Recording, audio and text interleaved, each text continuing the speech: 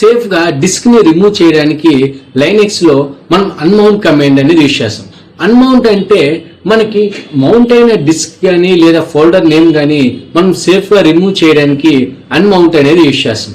For example నేను LSBLK అని type చేస్తే నాకు devices names and A folder కి మౌంట్ అయిందో నాకు లిస్ట్ అనేది చూపిస్తుంది. ఆ లిస్ట్ ని బేస్ చేసుకుని నేను పర్టికులర్ డివైజ్ ని లేదా ఫోల్డర్ ని అన్మౌంట్ చేయడానికి unmount device name or folder name ఇస్తే నాకు ఆ ఫోల్డర్ లేదా డిస్క్ అనేది అన్మౌంట్ అయిపోతుంది. నేను ఆ డిస్క్ ని మనం రిమూవ్ చేయొచ్చు సిస్టమ్ నుంచి. అలానే మనం ఫోర్స్ఫుల్ గా రిమూవ్ చేయడానికి ఫోర్స్ఫుల్ గా అన్మౌంట్ చేయడానికి -F అనేది యూజ్ చేస్తాం.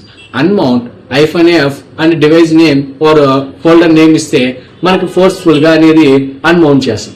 ఇక్కడ సింపుల్ గా ఏంటంటే మౌంట్ అంటే కనెక్ట్ చేయడం, అన్మౌంట్ అంటే డిస్కనెక్ట్ చేయడం.